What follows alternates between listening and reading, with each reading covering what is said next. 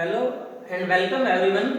आइए शुरू करते हैं हमारा आज का टॉपिक और ये है गाउस थ्योरम और Gauss law in electrostatics. Gauss theorem जो कि एक बहुत ही इम्पोर्टेंट टॉपिक है, लगभग हर प्रकार के कंपटीशन एग्जाम में गाउस थ्योरम पे बेस्ड क्वेश्चंस आते हैं या डायरेक्ट आर्टिकल भी आ जाता है। तो गाउस थ्योरम को समझने के लिए हम पहले इस जो हमारे पास में ये वर्ड है इलेक्ट्रिक फ्लक्स, इसके बारे में हमने पिछले वीडियो में काफी डिटेल में पढ़ा था। क्या होती है इलेक्ट्रिक फ्लक्स?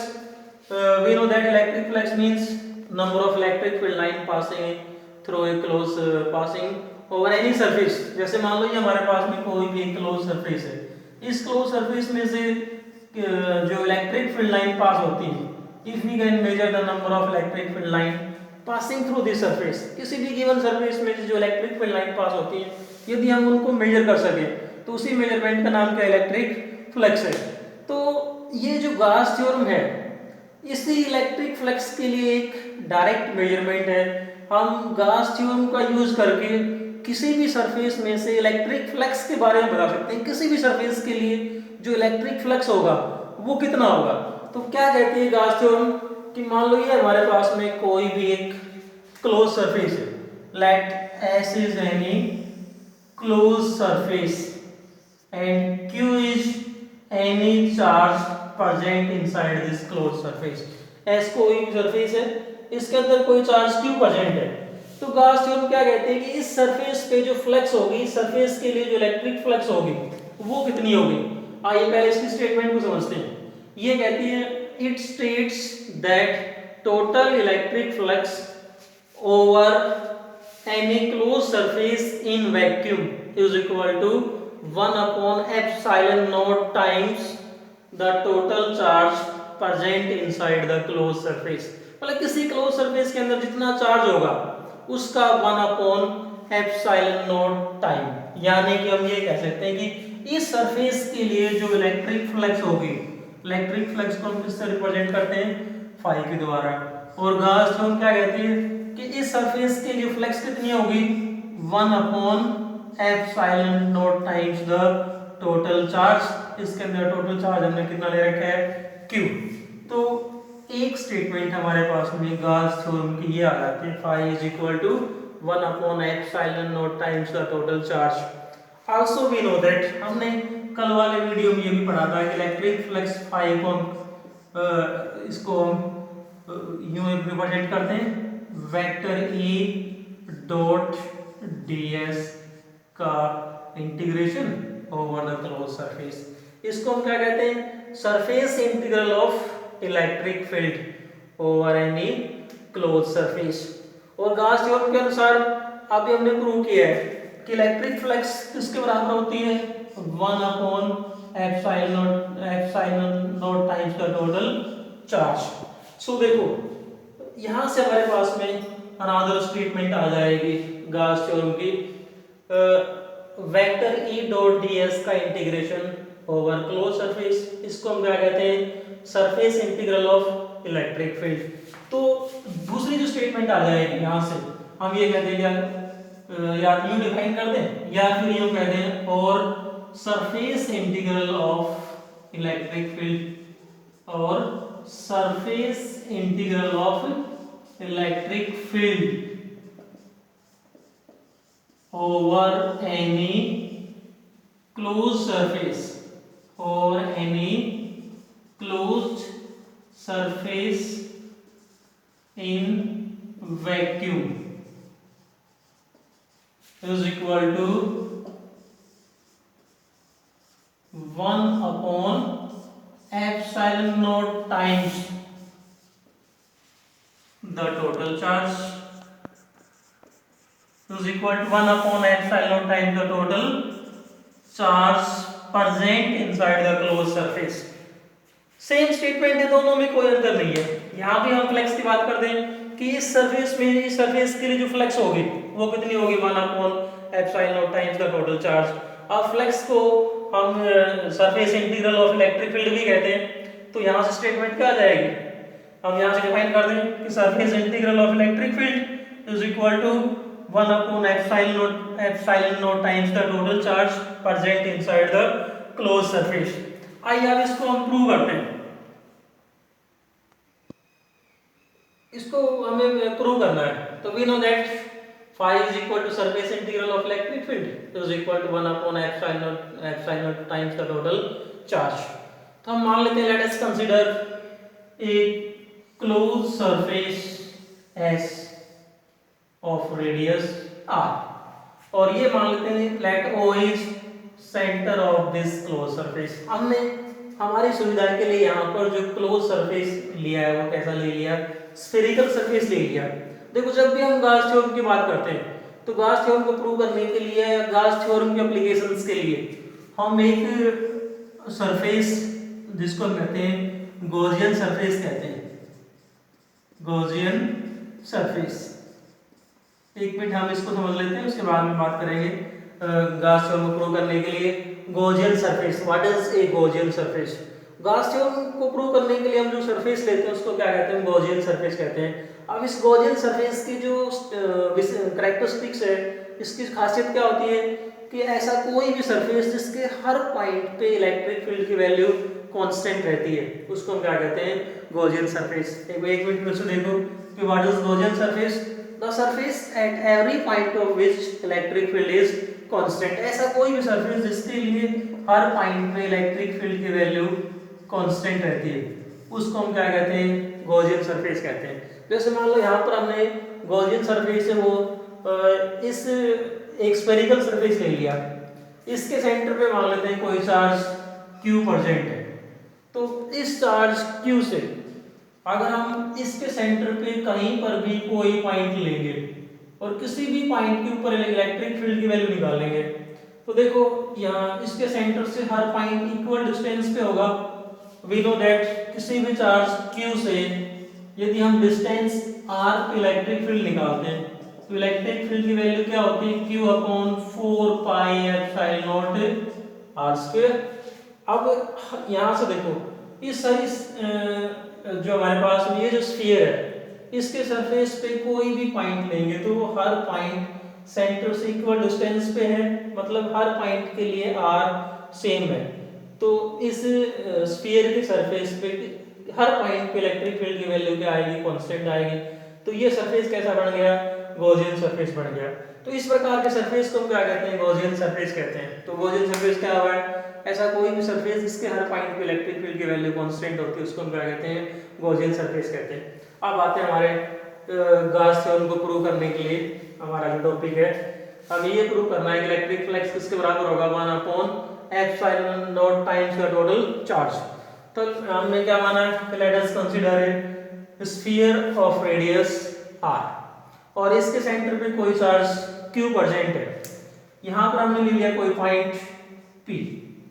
अब देखो लेट OP, अगर हम ये मान लें कि ये जो स्फीयर का इसका रेडियस या ये जो डिस्टेंस OP है इसको मैं मान लेता हूँ let OP is equal to r। Then electric field at point P। अब अगर हम इस पॉइंट P पे इलेक्ट्रिक फील्ड निकालेंगे तो इलेक्ट्रिक फील्ड की वैल्यू क्या आ जाएगी, देखो चार्ज Q है, चार्ज Q से डिस्टेंस r पे इलेक्ट्रिक फील्ड की वैल्यू डायरेक्टली हम पुट कर देते हैं, पढ़ चुके हैं पहले। क्या आएगी, E is equal to Q upon 4 pi epsilon naught r square into cap n, where unit vector r या कैप r क्या है, इलेक्ट्रिक फील्ड की डायरेक्शन में इलेक्ट्रिक फील्ड की डायरेक्शन के लिए यूनिट वेक्टर है, इलेक्ट्रिक फील्ड की डायरेक्शन बताएगा। यहाँ पर इस पॉइंट P पे यदि हम इस चार्ज Q के कारण से इलेक्ट्रिक फील्ड की बात करेंगे तो हमने पढ़ा हुआ है कि इलेक्ट्रिक फील्ड पॉजिटिव चार्ज के कारण से रेडियली आउटवर्ड होता है। तो इस पॉइंट P पे इस चार्ज Q के कारण से जो इलेक्ट्रिक फील्ड होगा it will be in this direction. OP को प्रोड्यूस करने के बाद में जो डायरेक्शन आएगी इस डायरेक्शन में हम ये कह सकते हैं कि इलेक्ट्रिक फील्ड की जो डायरेक्शन है वो OP की डायरेक्शन में है, या जो हमारा वेक्टर r कैप r है ये जो यूनिट वेक्टर r इस डायरेक्शन में होगा। अब मान लेते हैं let ds vector ds is any small area element और एरिया वेक्टर जिसके बारे में हमने कल पढ़ा था पिछले वाले वीडियो में। ds क्या है, स्मॉल एरिया एलिमेंट, और यहाँ पर हम एरिया एलिमेंट को एज ए वेक्टर ट्रीट कर रहे हैं। वेक्टर ds क्या है यहाँ पे, small area element around p। इस p के चारों तरफ कोई स्मॉल एरिया एलिमेंट ले लिया मैंने ds, तो इसको मैं यहाँ रिप्रेजेंट कर रहा हूँ ds को कि let vector ds is any small area element around p। So area element यहाँ पर हम एरिया एज ए वेक्टर ले रहे हैं, then we know that direction of area vector is perpendicular to area and outside. इसका मतलब ये जो वेक्टर ds है, इसको अगर मैं ये लिख दूं d vector ds is equal to ds cap n। ds तो क्या होगा, एरिया का मैग्नीट्यूड, और कैप n क्या होगी, इस वेक्टर की डायरेक्शन। तो कैप n की यदि हम बात करते हैं तो यहाँ पर जो एरिया वेक्टर होगा वो क्या होगा, इस एरिया के perpendicular and outside cap n। और इसी डायरेक्शन में क्या था हमारा इलेक्ट्रिक फील्ड, या यूं कह दें कि सेम डायरेक्शन में क्या था यूनिट वेक्टर r, और इसी डायरेक्शन में क्या आ गया, area vector. Now let us solve. अब हम सोल्व करते हैं वेक्टर e डॉट ds। तो हमारे पास में ये जो कंसेप्ट था इसको सोल्व करता है।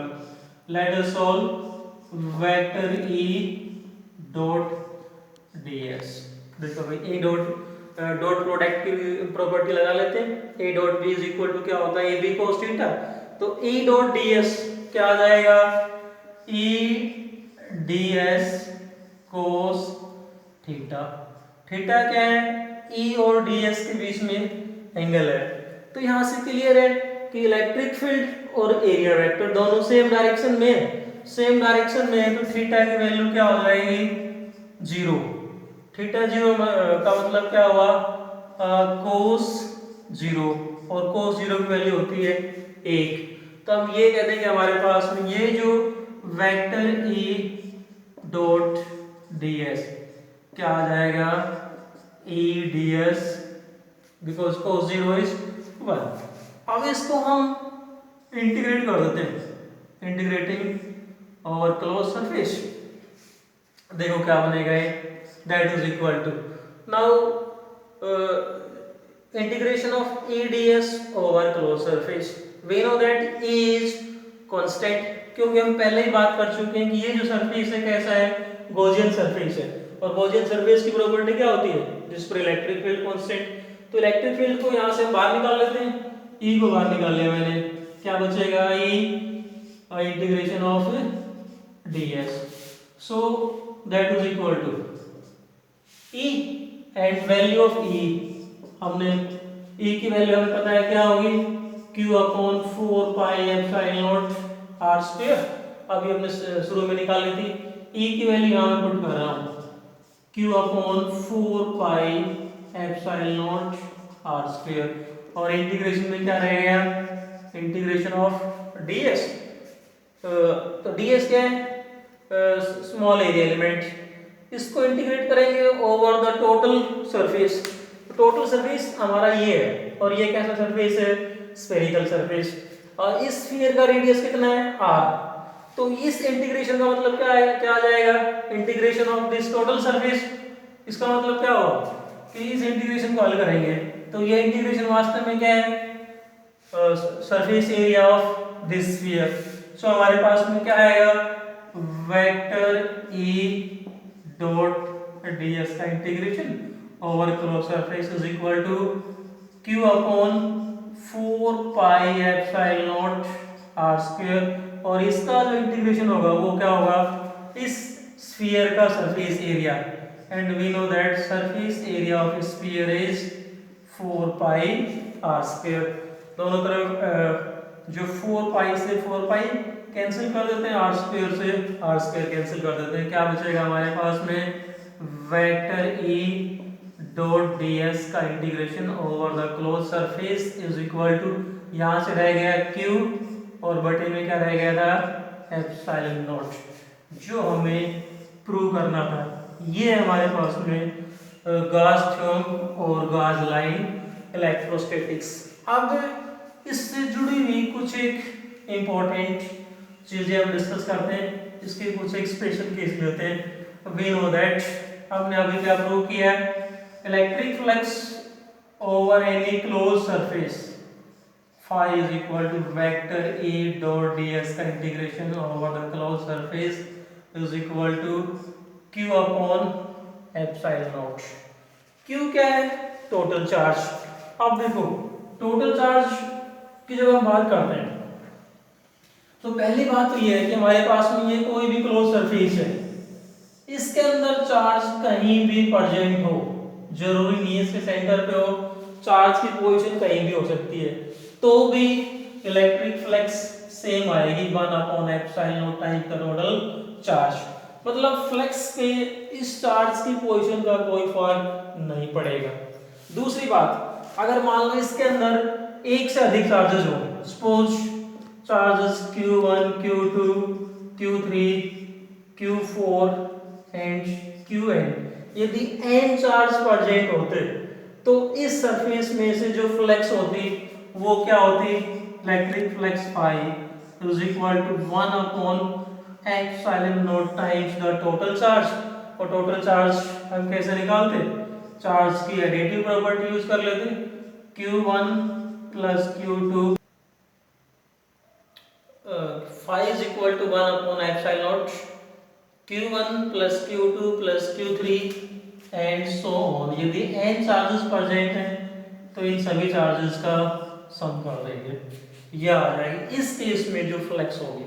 इसके अलावा यदि हम बात करते हैं, सपोज अगला केस क्या हो सकता है कि इसके अंदर इक्वल और अपोजिट चार्जेस प्रेजेंट हो, सपोज यहाँ चार्ज प्लस Q और यहाँ पर चार्ज माइनस Q हो, तो इस सरफेस के अंदर नेट चार्ज कितना हो गया, 0। Net charge inside this close surface is plus Q minus Q is equal to 0। So flux from this surface, इस सरफेस से जो फ्लक्स निकल के आएगी, flux phi is equal to epsilon naught times the total charge that is plus Q minus Q and this is 0, so flux is equal to 0, means there will be no flux from this closed surface। इसके अंदर charge तो है लेकिन charges कैसे equal और opposite, net charge कितना हो गया, 0 हो गया, नेट चार्ज 0 है तो फ्लक्स भी कितनी होगी, 0 होगी। अगर हम ये कहते हैं कि इसी प्रकार से अगला कोई केस है कि this is any close surface, charge इसके अंदर नहीं है, charge is present outside the close surface, तो if charge is present outside the closed surface it means then there will be no flux from this surface। इसी प्रकार से हम और इससे रिलेटेड जैसे कंसेप्चुअल क्वेश्चन लेते हैं, सपोज जो हमारे पास में if there is a medium around this charge, अगर वैक्यूम की जगह इस चार्ज के चारों तरफ कोई मीडियम हो, then what will be the flux. देखो हमारी स्टेटमेंट क्या थी कि electric flux phi is equal to epsilon naught times the total charge. तो ये तो हम बात करते हैं वैक्यूम की, यदि चार्ज के चारों तरफ क्या हो, वैक्यूम हो। यदि वैक्यूम की जगह कोई मीडियम हो तो फ्लक्स क्या बनेगी, flux phi is equal to Q upon epsilon, और we know that epsilon upon epsilon naught is equal to k। so यहाँ से हम epsilon की वैल्यू निकालेंगे तो epsilon is equal to क्या आ जाएगा, epsilon naught times k। तो ये फ्लक्स क्या आ जाएगी, flux phi is equal to q upon epsilon naught k, मतलब 1/k टाइम्स रह जाएगी, जो फ्लक्स है वो पहले वाले की तुलना में क्या रह जाएगी, 1/k टाइम्स, यदि चार्ज के चारों तरफ कोई डाइलेक्ट्रिक मीडियम हो। ये इसका अनदर केस था। हम और भी एग्जांपल लेते हैं गॉस थ्योरम को समझने के लिए, इलेक्ट्रिक फ्लक्स को समझने के लिए। जैसे मान लो ये हमारे पास में कोई सरफेस S1 है और इसके अंदर चार्ज प्रेजेंट है Q, और इसके बाहर चार्ज प्रेजेंट है 3Q, और इसको कवर करता है ये कोई दूसरा सरफेस S2। अगर हमसे ये पूछे कि what will be the flux from surface S1 and from surface S2, अगर सरफेस S1 में से फ्लक्स पूछे या सरफेस S2 में से फ्लक्स पूछे, तो फ्लक्स फ्रॉम सरफेस S1, यदि हम इस सरफेस S1 की बात करते हैं तो इसमें से जो फ्लक्स निकल के आएगी वो देखो कितनी होगी। S1 के अंदर तो चार्ज क्यू प्रेजेंट है, तो flux is 1 upon epsilon naught times the charge, that is flux from surface S1 क्या होगी, Q अपॉन एप्सिलॉन नॉट। इसी प्रकार से हम इस सरफेस S2 की बात करते हैं, तो सरफेस S2 के लिए S1 भी इसके अंदर ही है और ये चार्ज 3Q है, ये भी S2 के अंदर है, तो इस सरफेस के अंदर जो टोटल चार्ज आ जाएगा वो कितना होगा, Q प्लस 3Q। हम ये कहते हैं कि सरफेस S2 के लिए टोटल चार्ज क्या बनेगा, Q plus 3Q, that is equal to 4Q। So इस सरफेस S2 में से जो फ्लक्स निकल के आएगी वो कितनी होगी, 4Q अपॉन एप्सिलॉन नॉट। तो ये था हमारे पास में टॉपिक गॉस थ्योरम और Gauss law in electrostatics. Thanks and keep on watching and please like and subscribe my YouTube channel. Once again, thanks.